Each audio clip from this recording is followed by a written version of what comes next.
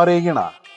ಸದ್ಗುರು ಶ್ರೀ ಯೋಗಿ ನಾರಾಯಣ ತಾತಯ್ಯನವರ ತತ್ವ ಬೋಧನೆಗಳಿಗೆ ಭಾವಾನುವಾದ ತಾತ್ಪರ್ಯಗಳನ್ನು ರಚಿಸಿ ಅಪಾರ ಕೊಡುಗೆಯನ್ನು ನೀಡಿರುವ ವಿದ್ವಾಂಸರಾದ ದಿವಂಗತ ಶ್ರೀ ಕೈಪು ಲಕ್ಷ್ಮೀ ನರಸಿಂಹ ಶಾಸ್ತ್ರಿಗಳಿಗೆ ಸದ್ಗುರು ಶ್ರೀ ಯೋಗಿ ನಾರಾಯಣ ತಾತಯ್ಯನವರ 300ನೇ ಜಯಂತಿಯ ಅಂಗವಾಗಿ ಸದ್ಗುರು ಶ್ರೀ ಯೋಗಿ ನಾರಾಯಣ ಮಠದ ವತಿಯಿಂದ ಮರಣೋತ್ತರವಾಗಿ ನಾರಾಯಣ ಪ್ರಶಸ್ತಿಯನ್ನು ನೀಡಲಾಗುತ್ತದೆ ಎಂದು ಕೈವಾರ ಕ್ಷೇತ್ರದ ಧರ್ಮಾಧಿಕಾರಿಗಳಾದ ಡಾಕ್ಟರ್ ಎಂ.ಆರ್. ಜಯರಾಮ್ ರವರು ತಿಳಿಸಿದ್ದಾರೆ. ಧರ್ಮಾಧಿಕಾರಿಗಳು ಉಪಾಧ್ಯಕ್ಷರಾದ ಶ್ರೀ ಜೆ. ವಿಭಾಕರ್ ರೆಡ್ಡಿರವರು ಹಾಗೂ ಶ್ರೀ ಯೋಗಿ ನಾರಾಯಣ ಸಂಕೀರ್ತನಾ ಯೋಜನೆಯ ಸಂಚಾಲಕರಾದ ವಿದ್ವಾನ್ ವಾನರಾಶಿ ಬಾಲಕೃಷ್ಣ ಭಾಗವತರವರು ಪತ್ರಿಕಾಗೋಷ್ಠಿಯಲ್ಲಿ ವಿವರಗಳನ್ನು ನೀಡಿದರು. ನಾರಾಯಣ ಪ್ರಶಸ್ತಿ ಪ್ರದಾನ ಸಮಾರಂಭ ಹಾಗೂ ಧರ್ಮಾಧಿಕಾರಿಗಳಿಂದ ಆತ್ಮಬೋಧಾಮೃತ ಪ್ರವಚನವು ಇದೇ ಮೇ 9ರಂದು ಸಂಜೆ 5 ಗಂಟೆಗೆ ಶ್ರೀ ಕ್ಷೇತ್ರ ಕೈವಾರದ ಸಭಾಂಗಣದಲ್ಲಿ ಆರಂಭವಾಗುತ್ತದೆ. ಸರ್ವರಿಗೂ ಸುಸ್ವಾಗತ. ಬನ್ನಿ, ಭಾಗವಹಿಸಿ. ಸದ್ಗುರು ಕೈವಾರ ತಾತಯ್ಯನವರ ಕೃಪೆಗೆ ಪಾತ್ರರಾಗಿ. ಸದ್ಗುರು ಯೋಗಿ ನಾರಾಯಣ ಯತೀಂದ್ರರ ಪಾದದಲ್ಲಿ ಮಾನಸಿಕ ಪೂಜೆಯನ್ನು ಮಾಡುತ್ತಾ, ಸದ್ಗುರುಗಳು, ವರಕವಿಗಳು, ಯೋಗಿಗಳು, ಕಾಲಜ್ಞಾನಿಗಳು, ಋಷಿ ಮುನಿಗಳು ಮತ್ತು ಎಲ್ಲರ ಭಕ್ತಾದಿಗಳ ಹೃದಯದಲ್ಲಿ ತಾತಯ್ಯನವರಂತ ಅವರಲ್ಲಿ ಸೇರಿಬಿಟ್ರಂತಕ್ಕಂಥ ಭಕ್ತಾದಿಗಳಿಗೆ ಅವ್ರ ತಾತಯ್ಯನವರೇ ಅವರಿಗೆ ಹೆಚ್ಚಾಗಿ ಆಗಿದೆ. ಅಂಥವರು ಇವತ್ತು 300 ವರ್ಷದ ಜಯಂತಿಯನ್ನು ನಾವು ಆಚರಣೆ ಮಾಡ್ತಾ ಇದ್ದೀವಿ. ತಾತಯ್ಯನವರು ಹಲವಾರು ಶತಕಗಳನ್ನು ಮಾನವ ಜನಾಂಗಕ್ಕೆ ಪರಮಾತ್ಮನೇ ಅವರಲ್ಲಿ ಬಂದು, ಅಪ್ಪ ನೀನು ಈ ಒಂದು ಶತಕವನ್ನು ಬರೆಯಪ್ಪ, ಎಲ್ಲ ಮಾನವರಿಗೆ ಬೇಕಾಗಿದೆ, ಈ ಒಂದು ಜ್ಞಾನ ಬೇಕಾಗಿದೆ, ಭಕ್ತಿ ಬೇಕಾಗಿದೆ, ಅವೆಲ್ಲವನ್ನು ಧಾರೆಯನ್ನು ಮಾಡುವಂತ ಹೇಳಿದಾಗ ಅವರು ನಾನಾ ಕೀರ್ತನೆಗಳನ್ನು ಮತ್ತು ಶತಕಗಳನ್ನು ಬರೆದಿದ್ದಾರೆ, ಕಾಲಜ್ಞಾನವನ್ನು ಬರೆದಿದ್ದಾರೆ. ಇವತ್ತು ಎಲ್ಲ ರಾಜ್ಯದಲ್ಲೂ ಕೂಡ ಅವರ ಕೀರ್ತನೆಗಳು ಮತ್ತು ಒಂದು ಭಜನಾ ಕೇಂದ್ರಗಳು ಸಾವಿರಾರು ಆಗಿದ್ದಾವೆ. ಆಂಧ್ರ ಪ್ರದೇಶ ಆಗಲಿ, ನಮ್ಮ ಕರ್ನಾಟಕದಲ್ಲಾಗಲಿ, ಎಲ್ಲ ಕಡೆಯೂ ಕೂಡ ಅವರ ಬಗ್ಗೆ ಹಲವಾರು ಕೇಂದ್ರಗಳನ್ನಾಗಿ ಅವ್ರನ್ನ ಇವತ್ತಿನ ದಿವಸ ಪೂಜೆಯನ್ನು ಮಾಡ್ತಾ ಇದ್ದಾರೆ, ಭಜನೆ ಮಾಡ್ತಾ ಇದ್ದಾರೆ, ಭಕ್ತಿಯನ್ನು ಧಾರೆಯನ್ನು ಮಾಡ್ತಾ ಇದ್ದಾರೆ. ಅಂಥವರು ಈ ವರ್ಷ ನಾವು 300 ವರ್ಷದ ಜಯಂತಿಯನ್ನು ನಾವು ಆಚರಣೆ ಮಾಡ್ತಾ ಇದ್ದೇವೆ. ನಮ್ಮ ಸದಸ್ಯರು, ಈ ಒಂದು ಕಮಿಟಿಯ ಸದಸ್ಯರು ಎಲ್ಲರೂ ಸೇರಿ, ಇದು ಭಾರಿ ಮುಖ್ಯವಾದದ್ದು. ಈ ವರ್ಷ ಹಲವಾರು ಕಾರ್ಯಕ್ರಮಗಳನ್ನು ನಾವು ಈ ಜಯಂತಿಯ, ತಾತಯ್ಯನವರ ಜಯಂತಿಯ ಇದರಿಂದ ನಾವು ಮಾಡ್ಕೊಂಡು ಬಂದಿದ್ದೇವೆ. ಅದರಲ್ಲಿ ಕೋಲಾರ ಮತ್ತು ಚಿಕ್ಕಬಳ್ಳಾಪುರ ಡಿಸ್ಟ್ರಿಕ್ಟ್ನಲ್ಲಿ, ಎಲ್ಲ ಒಂದು ಡಿಸ್ಟ್ರಿಕ್ಟ್ನಲ್ಲೂ ಕೂಡ, ಎಲ್ಲ ಹಳ್ಳಿನಲ್ಲೂ ಕೂಡ ಈ ಒಂದು ಪ್ರಚಾರ ಆಗಬೇಕು. ರಾಮದಂಡು ಆಗಲಿ, ಪೋತನ ಭಾಗವತ ಆಗಲಿ, ಮತ್ತು ಆತ್ಮಬೋಧನೆ ಆಗಲಿ, ಮತ್ತು ರಾಮ ತಾರಕ ಮಂತ್ರ ಜಪ ಆಗಲಿ, ಎಲ್ಲ ಕಡೆಯೂ ಇದು ನಡಿಬೇಕು, ಎಲ್ಲರಿಗೂ ಸಾಮಾನ್ಯ ಜನ ಸಿಗಬೇಕು ಅಂತ ನಾವು ಇದನ್ನೆಲ್ಲ ನಾವು ಕಾರ್ಯಕ್ರಮಗಳನ್ನ ಇಟ್ಕೊಂಡು ನಾವು ಹೋಗ್ತಾ ಇದ್ದೇವೆ. ಇನ್ನೂ ಮುಖ್ಯವಾಗಿ ಅವರ ಈ ಸಾಹಿತ್ಯವನ್ನು, ಅವರು ಯೋಗಿಗಳು, ಆ ಯೋಗಿಗಳು ಬರತಕ್ಕಂಥ ಸಾಹಿತ್ಯವನ್ನು ಅದು ಕಠಿಣವಾದಿತ್ತು. ಯಾಕಂದರೆ ಈಗ ಸಾಮಾನ್ಯ ಜನಕ್ಕೆ ಅವರ ಅರ್ಥವನ್ನು, ಯೋಗಿಯ ಅರ್ಥವನ್ನು ತಿಳಿಯೋದಕ್ಕೆ ಭಾರಿ ಕಷ್ಟ.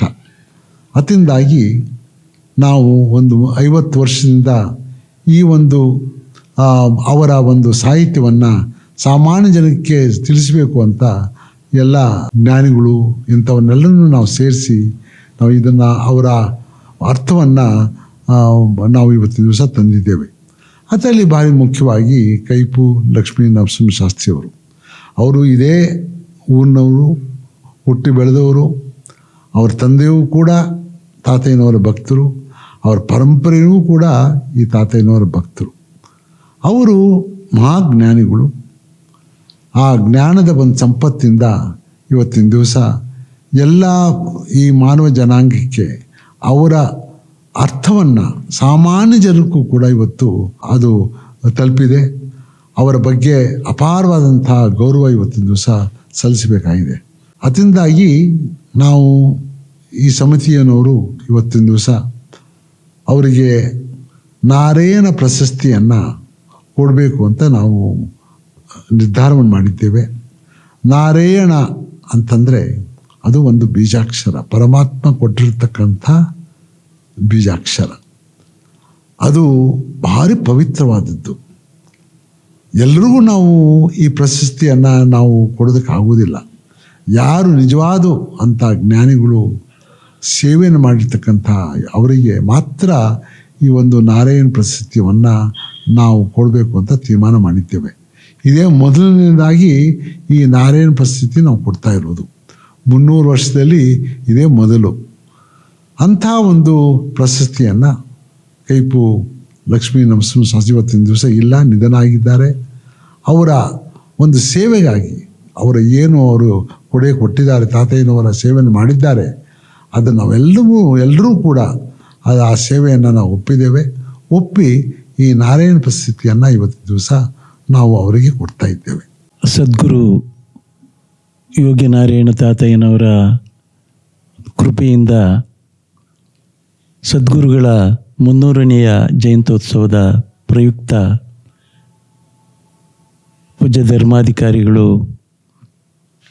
ಈ ವರ್ಷದ ಅನೇಕ ಕಾರ್ಯಕ್ರಮಗಳನ್ನು ಹಮ್ಮಿಕೊಂಡಿದ್ದಾರೆ. ಅಂದರೆ ಚಿಕ್ಕಬಳ್ಳಾಪುರ ಮತ್ತು ಕೋಲಾರ ಜಿಲ್ಲೆಗಳಲ್ಲಿ ಮೊದಲನೆಯ ವಾರ ಒಂದು ತಾಲೂಕಿನಲ್ಲಿ ಪೋತನ ಭಾಗವತ, ಅಮರನಾರಾಯಣ ಶತಕ, ಎರಡನೆಯ ವಾರ ಸೆಕೆಂಡ್ ಸ್ಯಾಟರ್ಡೇ ಸದ್ಗುರುಗಳ ಬೋಧಿಸಿರ್ತಕ್ಕಂಥ ಆತ್ಮಬೋಧಾಮೃತದ ಪ್ರವಚನ, ಮೂರನೆಯ ವಾರ ರಾಮದಂಡು ಕಾರ್ಯಕ್ರಮ, ಭಾಳ ಪವಿತ್ರವಾಗಿರ್ತಕ್ಕಂಥ ಕಾರ್ಯಕ್ರಮ. ಸಾವಿರಾರು ಮಂದಿ ಭಜನೆಯ ಮೂಲಕ ಸದ್ಗುರು ರಚಿಸಿರ್ತಕ್ಕಂಥ ಕೀರ್ತನೆಗಳನ್ನು ಹಾಡಿಕೊಂಡು ಕಾಲ್ನಡಿಗೆಯಲ್ಲಿ ಹೋಗ್ತಕ್ಕಂಥ ಕಾರ್ಯಕ್ರಮ. 4ನೇ ಕಾರ್ಯಕ್ರಮ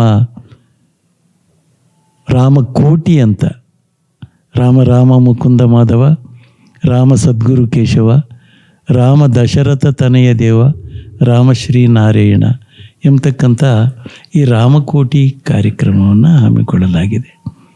ಇದರ ಪ್ರಯುಕ್ತ ಪೂಜ್ಯ ಧರ್ಮಾಧಿಕಾರಿಗಳು ಈ 300 ವರ್ಷಗಳಲ್ಲಿ ಈ ನಾರಾಯಣ ಬೀಜಾಕ್ಷರವುಳ್ಳ ಈ ಪರಮ ಪವಿತ್ರವಾಗಿರ್ತಕ್ಕಂಥ ಈ ಬೀಜಾಕ್ಷರವುಳ್ಳ ಪ್ರಶಸ್ತಿಯನ್ನು ಕೊಡಬೇಕು ಅಂತ ತೀರ್ಮಾನ ಮಾಡಿದರು. ಅದರ ಪ್ರಕಾರ ಯಾರಿಗೆ ಕೊಡಬೇಕು ಎಂಬತಕ್ಕಂತಹದ್ದು ಮುಖ್ಯವಾಗಿರ್ತಕ್ಕಂಥ ಒಂದು ಪ್ರಶ್ನೆಯಾಗಿತ್ತು. ಆ ಪ್ರಶ್ನೆಗೆ ಉತ್ತರವಾಗಿ ಯಾರು ಸದ್ಗುರುಗಳ ಸೇವೆಯನ್ನು ನಿರಂತರವಾಗಿ ಅವರ ಜೀವನ ಪೂರ್ತಿ ಮಾಡಿದ್ದಾರೆ, ಭಕ್ತಿಯಿಂದ ಮಾಡಿದ್ದಾರೆ, ಅಂಥವ್ರಿಗೆ ಕೊಡೋಣ ಅಂತ ಪೂಜ್ಯ ಧರ್ಮಾಧಿಕಾರಿಗಳು ತಿಳಿಸಿದರು.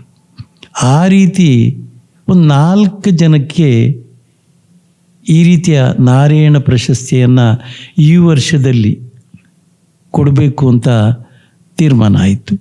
ಮೊದಲನೆಯದಾಗಿ ಕೈಪು ಲಕ್ಷ್ಮೀ ನರಸಿಂಹಶಾಸ್ತ್ರಿಗಳು ಅವ್ರಿಗೆ ಕೊಡೋಣ ಅಂತ ಎಲ್ಲರೂ ಸೇರಿ ಒಟ್ಟಿಗೆ ತೀರ್ಮಾನ ಮಾಡಿಕೊಂಡು ಈ ಒಂದು ಕಾರ್ಯಕ್ರಮವನ್ನು, ಈ ಒಂದು ಪರಮ ಪವಿತ್ರವಾಗಿರ್ತಕ್ಕಂಥ ನಾರಾಯಣ ಬೀಜಾಕ್ಷರವುಳ್ಳ ಈ ಒಂದು ಪ್ರಶಸ್ತಿಯನ್ನು ಅವ್ರಿಗೆ ಕೊಡಬೇಕು ಅಂತ ಎಲ್ಲರೂ ಅಂದ್ಕೊಂಡ್ರು. ಯಾಕೆ ಕೊಡಬೇಕು, ಕಾರಣ ಏನು? ಅನೇಕ ಜನ ಸಾಹಿತಿಗಳಿದ್ದಾರೆ, ಆದರೆ ಅವರಿಗೆ ಯಾಕೆ ಕೊಡಬೇಕು ಅಂತಂದರೆ, ಮೊಟ್ಟ ಮೊದಲನೇ ಬಾರಿಗೆ ಕೈಪು ಲಕ್ಷ್ಮೀ ನರಸಿಂಹಶಾಸ್ತ್ರಿಗಳು ಸದ್ಗುರುಗಳು ರಚಿಸಿರ್ತಕ್ಕಂಥ ಆ ಸಾಹಿತ್ಯವನ್ನು, ಆ ತೆಲುಗು ಭಾಷೆಯನ್ನು ಚೆನ್ನಾಗಿ ಅರಿತುಕೊಂಡು, ಅವರಿಗೆ ತೆಲುಗು ಭಾಷೆ ಗೊತ್ತು, ಸಂಸ್ಕೃತ ಗೊತ್ತು, ವೇದಗಳು ಗೊತ್ತು, ಉಪನಿಷತ್ತು ಗೊತ್ತು, ಸಂಗೀತ ಗೊತ್ತು, ತಾಳವಾದ್ಯಗಳು ಗೊತ್ತು, ಮೃದಂಗ ಗೊತ್ತು, ತಬಲ ಗೊತ್ತು, ಕಂಜಿರ ಗೊತ್ತು. ಅಷ್ಟೇ ಅಲ್ಲದೆ ಸಾಹಿತ್ಯದಲ್ಲಿ ಕರತಲಾಮಕವಾಗಿ ತೆಲುಗು ಸಾಹಿತ್ಯವನ್ನು ಅಭ್ಯಾಸ ಮಾಡಿ, ಆ ಅಭ್ಯಾಸದ ಫಲದಿಂದ ಭಗವಂತನೇ ಅವರಿಗೆ, ತಾತಯ್ಯನವರೇ ಅವರಿಗೆ ಈ ಸಾಹಿತ್ಯದ, ಯಾಕೆಂದರೆ ಅವ್ರ ಕೃಪೆ ಇಲ್ಲದೆ ಇದ್ದರೆ ಆಗೋದಿಲ್ಲ. ಅವರ ಕೃಪೆಯಿಂದ ಅವರು 1960ನೇ ಇಸ್ವಿಯಲ್ಲಿಯೇ ಸದ್ಗುರುಗಳ ಬಗ್ಗೆ ಸಾಹಿತ್ಯ ರಚನೆಯನ್ನು ಮಾಡಿರ್ತಕ್ಕಂಥವರು ಶಾಸ್ತ್ರಿಗಳು. ಅಷ್ಟೇ ಅಲ್ಲದೆ ಎಲ್ಲ ತಾತಯ್ಯನವ್ರ ದ್ವಯಕಂದ ಶತಕ ಆಗಿರ್ಬೋದು, ಅಮರನಾರಾಯಣ ಸ್ವಾಮಿಯ ಶತಕ ಆಗಿರ್ಬೋದು, ಬ್ರಹ್ಮಾಂಡಪುರಿ ಶತಕ ಆಗಿರ್ಬೋದು, ಕಾಲಜ್ಞಾನ ಆಗಿರ್ಬೋದು, ಸಾಹಿತ್ಯವನ್ನೆಲ್ಲ ಕೂಡ ಚೆನ್ನಾಗಿ ಅರಿತು ಸವಿದು ಅದನ್ನು ಭಾವಾನುವಾದ, ಅದು ಬಹಳ ಮುಖ್ಯ, ಅದರ ಭಾವಾನುವಾದವನ್ನು ಮಾಡಿ ಮತ್ತು ಭಾವಾನುವಾದದ ಸಹಿತ ತಾತ್ಪರ್ಯವನ್ನು ಕೂಡ ರಚನೆ ಮಾಡಿ ವಿವರಿಸಿ ಮನಮುಟ್ಟುವಂತೆ, ಸಾಮಾನ್ಯ ಜನರಿಗೆ ಮನಮುಟ್ಟುವಂತೆ ಅವರು ಸಾಹಿತ್ಯ ರಚನೆಯನ್ನು ಮಾಡಿರ್ತಾರೆ. ಮಾಡಿ ಅವರು ದೈವವಶಾತ್ತು ಭಗವಂತನಲ್ಲಿ ಸೇರಿದ್ದಾರೆ. ಆದರೂ ಕೂಡ ಆ ಸಾಹಿತ್ಯ ಬಹಳ ಅಮೂಲ್ಯವಾಗಿ ಅವರು ಅರ್ಥವಾಗುವ ರೀತಿ, ಮನಮುಟ್ಟುವಂತೆ ರೀತಿ ಅವರು ತಿಳಿಸಿರುವುದರ ಪ್ರಯುಕ್ತ ಧರ್ಮಾಧಿಕಾರಿಗಳು ಈ ಸರ್ತಿ, ಯಾಕೆಂದರೆ ಸಾಹಿತ್ಯವನ್ನು ಎಲ್ಲರಿಗೂ ತಿಳಿಸುವ ಹಾಗೆ ಅವರು ಹೇಳಿದ್ದಾರೆ, ತಿಳಿಯುವ ಹಾಗೆ ಅವರು ಕಷ್ಟಪಟ್ಟು ಸಾಹಿತ್ಯ ರಚನೆಯನ್ನು ಬರೆದಿದ್ದಾರೆ. ಅದಕ್ಕೋಸ್ಕರ ಈ ನಾರಾಯಣ ಪ್ರಶಸ್ತಿಯನ್ನು ಕೈಪು ಲಕ್ಷ್ಮೀ ನರಸಿಂಹಶಾಸ್ತ್ರಿ ಅವರು ಇಲ್ಲದೇ ಇದ್ದರೂ ಕೂಡ ಮರಣೋತ್ತರವಾಗಿ ಅವರ ಸತಿಮಣಿ ಮಹಾತಾಯಿ ಆಯಮ್ಮ ಎಷ್ಟು ಅವರಿಗೆ ಜೊತೆಗೂಡಿ ಈ ಸಾಹಿತ್ಯಕ್ಕೆ ಸಹಕಾರ ಮಾಡಿರ್ತಾರೆ. ಅದಕ್ಕೋಸ್ಕರ ಅವರು ಇಲ್ಲದೇ ಇದ್ದರೂ ಆ ತಾಯಿಗೆ ನಾವು ಈ ಮರಣೋತ್ತರ ಪ್ರಶಸ್ತಿಯನ್ನು ಕೊಡೋಣ ಮತ್ತು ಅವರ ಮಕ್ಕಳನ್ನೆಲ್ಲರೂ ಕೂಡ ಪ್ರೀತಿಯಿಂದ ಗೌರವದಿಂದ ಕರೆದು ಆಧರಿಸೋಣ ಅಂಥೇಳಿ ಈ ನಾರಾಯಣ ಪ್ರಶಸ್ತಿಯನ್ನು 1,00,000 ರೂಪಾಯಿಯ ಒಂದು ಕಾಣಿಕೆಯನ್ನು ಕೊಟ್ಟು ಗೌರವಯುತವಾಗಿ ಕೊಡ್ತಕ್ಕಂತಹ ಈ ಪ್ರಶಸ್ತಿ ಇದು ಯಾರು ಉತ್ತಮರಿದ್ದಾರೆ, ತಾತಯ್ಯನವರಿಗೆ ಯಾರು ಸೇವೆ ಮಾಡಿದ್ದಾರೆ, ಆ ಸೇವಕರಿಗೆ ಮಾತ್ರ, ದಾಸಾನುದಾಸರಿಗೆ ಮಾತ್ರ ಕೊಡ್ತಕ್ಕಂಥ ಪ್ರಶಸ್ತಿ ಇದಾಗಿದೆ. ಇನ್ನೊಂದು, ಈ ವರ್ಷದಲ್ಲಿ 4 ಜನಕ್ಕೆ ಈ ಒಂದು ಪ್ರಶಸ್ತಿಯನ್ನು ಆತ್ಮಬೋಧಾಮೃತ ಕಾರ್ಯಕ್ರಮದಲ್ಲಿ ಕೊಡಲು ಹಮ್ಮಿಕೊಳ್ಳಲಾಗಿದೆ.